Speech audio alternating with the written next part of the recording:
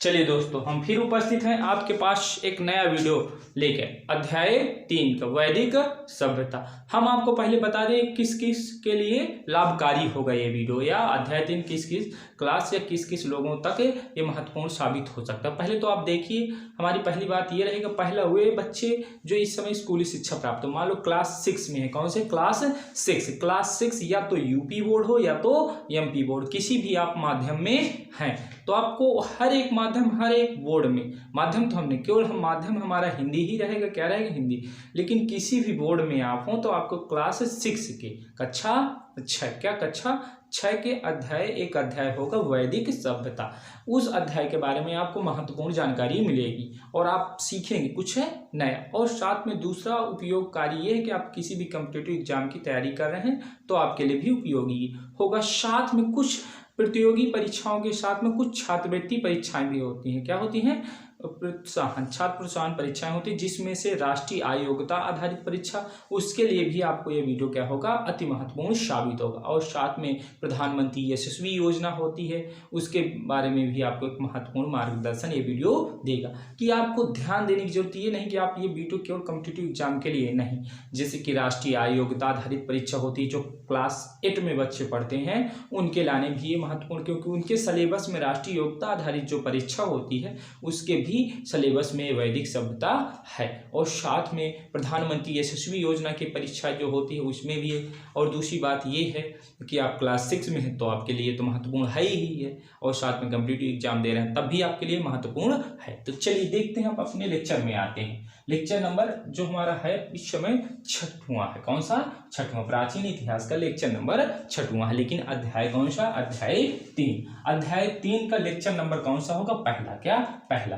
तो हम क्या कहेंगे इसे? लेक्चर नंबर पहला। लेकिन अध्याय 3 का लेक्चर नंबर हमारा पहला। क्या कह रहा है? वैदिक सभ्यता। क्या?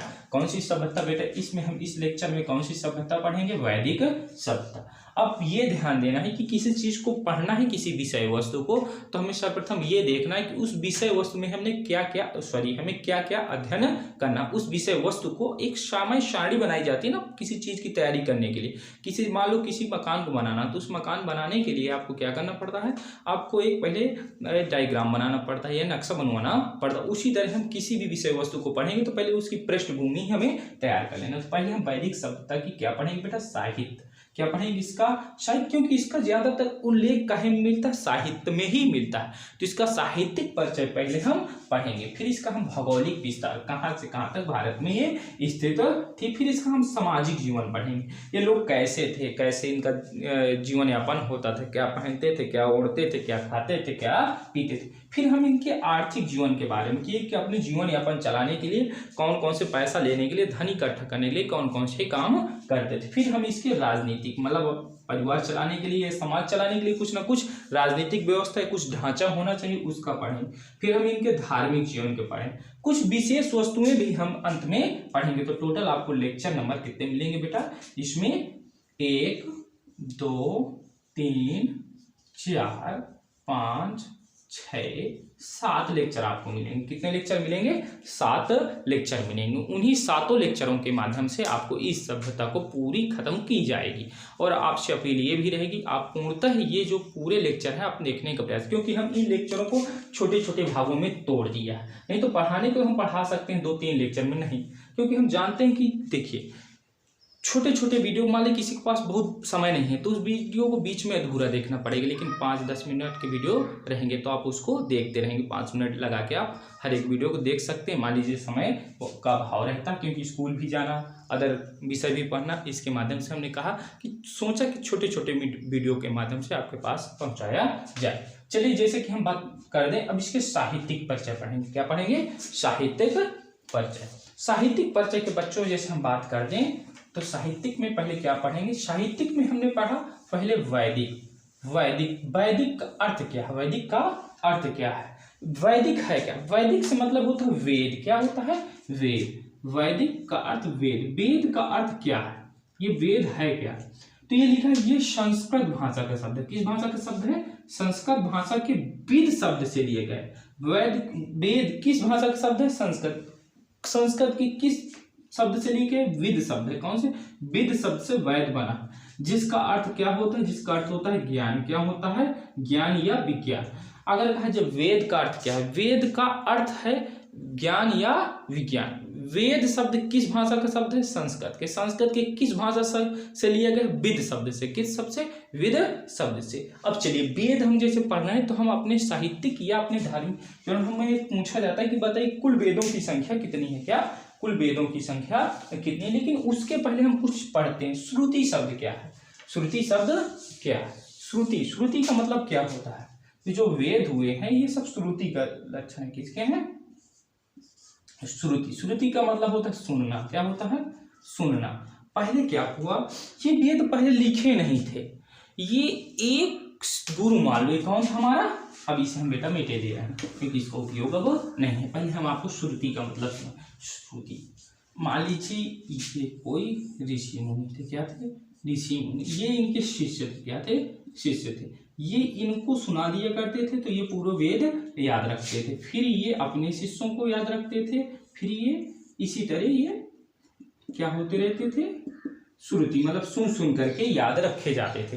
लेकिन बाद में ऋषियों ने देखा कि ये ऐसे तो नहीं, बात बिगड़, मान लीजिए हमने इसको सिखाया, ये मर गया, ये तो दूसरों को ना सिखाया, तो इस तरह गड़बड़ हो सकता, तो उन्होंने सोचा कि इन वेदों का हमने क्या कर दें, एक लिखित प्रारूप बना दें, क्या बना दें, लिखित प्रारूप। तो जो लिखित करने वाले ऋषि थे, वेदों की जो रचना, क्या वेदों की रचना किसने की, वेदों की रचना किसने की, देखो हम बता दें कि वेदों की रचना, यह तो बात कर दे वेदों के रचयिता कौन थे, क्या वेदों की रचना किसने की। तो चलिए इस तरह सुनने की परंपरा थी, इसी का हम श्रुति रचना या श्रुति ग्रंथ भी कहते थे। लेकिन बाद में इनकी जो रचना की, किसने लिखित प्रारूप, वेद व्यास जी ने, किसने, वेद व्यास जी ने क्या किया, इन्हें लिखित स्वरूप दिया। लेकिन पुराने समय ये वेद क्या किए जाते थे, मालूम, इसके द्वारा बोल के इसे सुनाए गए, इसके द्वारा इसे सुनाए गए, इसके द्वारा, इसी तरह परंपरा चली आ रही थी, इसे हम श्रुति ग्रंथ भी कहते थे। लेकिन बाद में ऋषियों को लगा कि नहीं, ऐसे नहीं ठीक है, क्योंकि हम इन्हें लिखित स्वरूप दें कि आगामी पीढ़ी को भी ये महत्वपूर्ण साबित हो सके। तो जो हमारे ऋषि थी वेद व्यास ऋषि, कौन, वेद व्यास ऋषि ने इन वेदों को क्या किया, रचनाएं की। कहा जब वेदों की रचना किसने की, वेदों के रचयिता की कौन है, वेद व्यास, कौन है, वेद व्यास। आपको हमारा प्रश्न यही, सॉरी पहला प्रश्न यही है कि वेदों की रचना किसने की, वेद व्यास। क्या वेदों को सुन सुनकर याद रखा जाता था, हाँ, लेकिन बाद में इन्हें संलग्नकर्ता कौन थे, किन्होंने इन्हें लिखित प्रारूप दिया, वेद व्यास जी ने, कौन दिया, वेद व्यास। अब बात कीजिए, कहीं कहीं शब्द प्रयोग होता संहिता, क्या, संहिता, ये क्या है, इसके बारे में हम देख लेते हैं। इनका अर्थ होता है जीवन संबंधित कानून, क्या, जीवन जीने संबंधित कानून, जीवन संबंधित कानून, क्या जीवन संबंधित क्या है, कानून। इसमें क्या दिया गया, जीवन संबंधित, छोटे संबंधित कानून इसमें बताए गए हैं। और कहा गया जो वेद हैं क्या है, ये वेद अपरुषीय, क्या है, अपरुषीय, मतलब कहा गया इनकी रचना पुरुषों ने नहीं की है, इनकी रचना किसने की है, ईश्वर, किसने, ईश्वर में। तो पहले हमने श्रुति शब्द समझा, श्रुति का अर्थ क्या है, फिर हमने संहिता का शब्द अर्थ समझा, फिर हम अपरुषेय का मतलब समझा। अपरुषेय का मतलब ये होता है कि जो वेदों की रचना की गई है इस मनुष्यों द्वारा नहीं की गई, वेदों की रचना कौन की, भगवान की, क्या की है, भगवान। लेकिन वेदों के रचयिता कौन है, वेद व्यास, कौन है, वेद व्यास। चलिए बेटा अब इसी कड़ी में हम आगे बढ़ रहे हैं। पहले तो हम प्रश्न हमारा ये रहेगा कि चलिए बताइए कि वेदों के रचयिता कौन है, वेद व्यास। क्या वेदों को सुन सुनकर याद रखा जाता था, हाँ। संहिता शब्द का अर्थ क्या, संहिता शब्द का मतलब जीवन संबंधित कानून। अपरुषेय का मतलब क्या है, इनकी रचना इस पुरुषों ने नहीं की है, इनकी रचना किसने की है, ईश्वर ने, किसने, ईश्वर। अब हम वेदों के प्रकार, वेद कितने थे, वेद कितने थे, 4 थे, वेदों की संख्या कितनी थी, 4 थी, वेदों की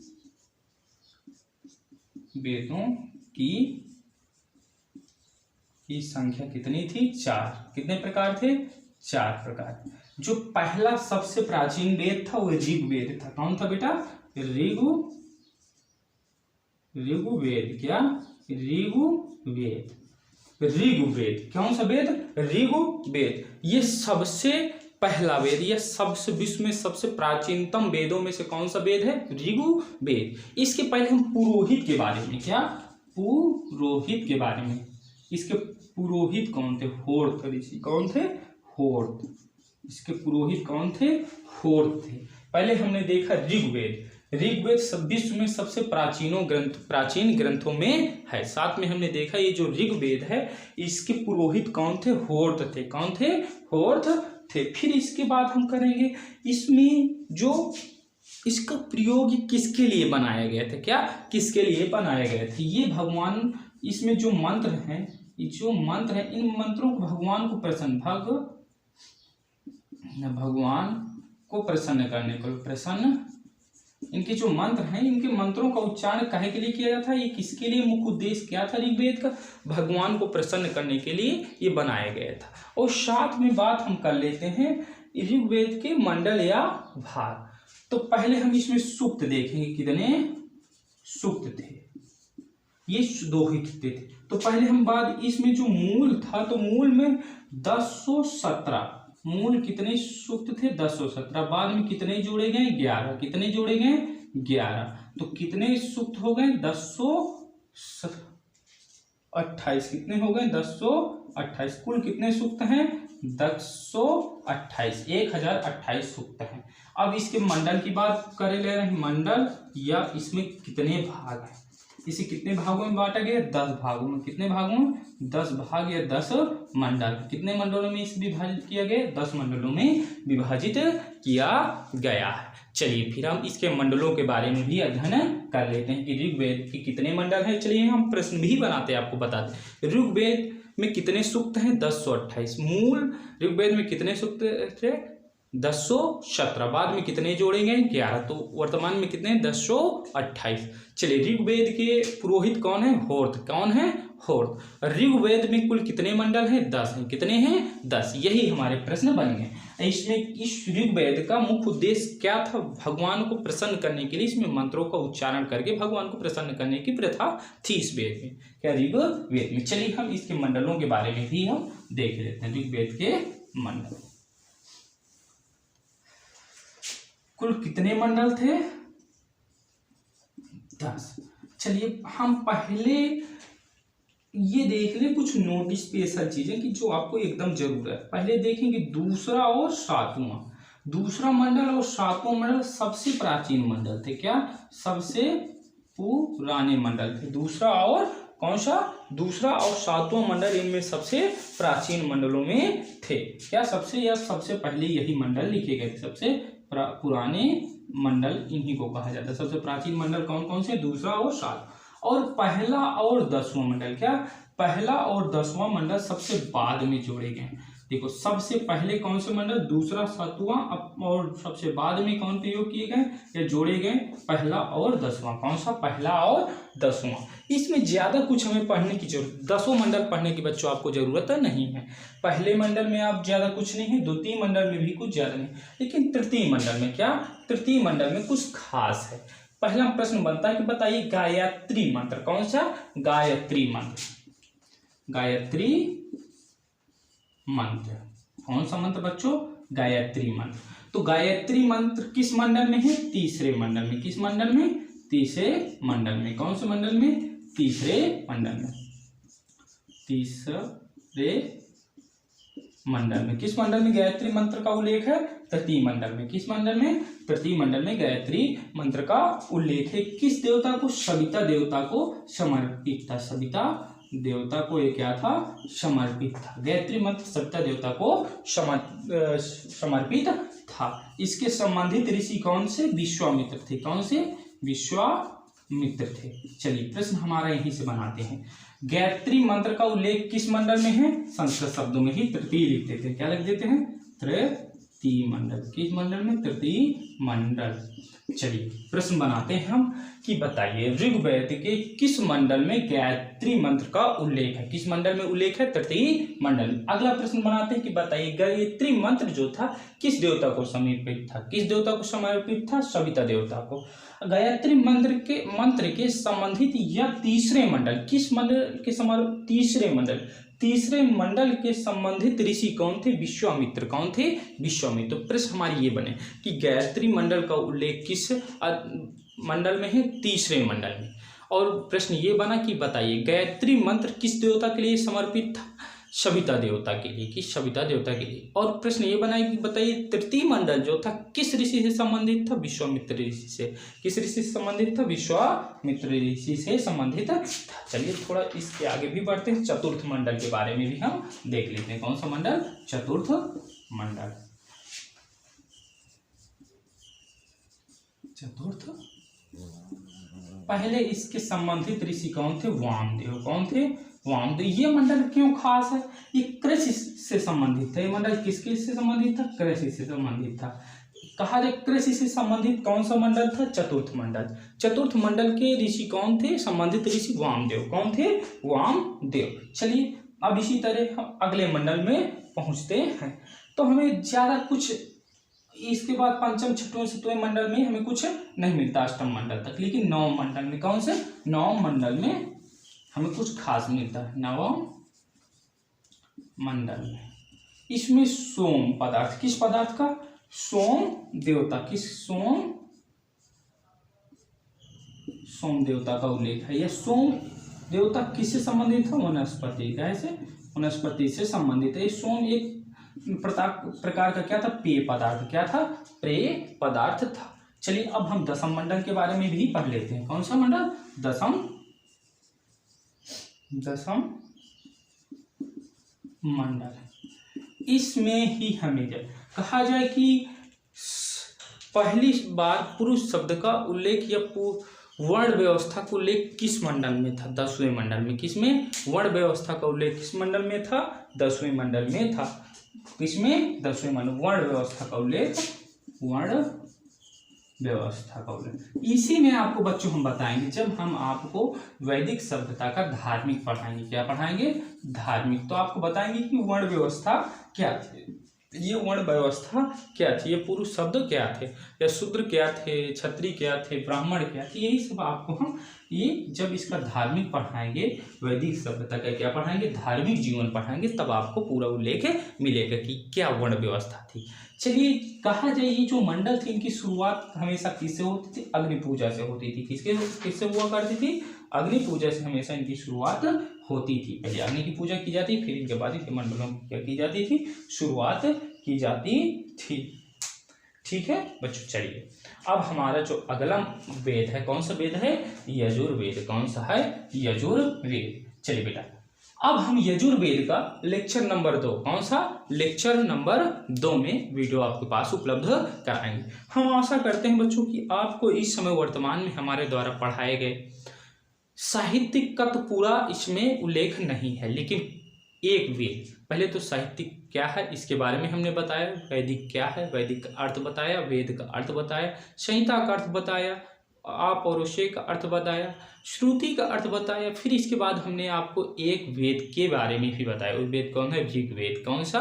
ऋग्वेद। उसके बाद हम लेक्चर नंबर 2 में वैदिक सभ्यता के लेक्चर नंबर 2 में आपको तीनों वेद खत्म करेंगे। टोटल वेदों की संख्या कितनी बताए हैं? 4। इसी के अगले लेक्चर नंबर 2 में आपको तीनों वेद आपके पास उपलब्ध होंगे। और साथ में बच्चों जितना हो सके तो अपने साथ जो आपके सहयोगी हैं, मित्र हैं, दोस्तगण हैं, उनके पास ये हमारा वीडियो पहुंचाएं और साथ में हमारा भी थोड़ा सपोर्ट करें। इसके माध्यम से हम आपके सामने और अच्छा कंटेंट और अच्छा लाने का प्रयास करें। देखिए कि हम आपके सामने कैसा विषय वस्तु उपस्थित करा सकते हैं, जिसके माध्यम से आप अच्छी चीज़ों को सीखने का भी प्रयास करेंगे। चलिए दोस्तों, धन्यवाद।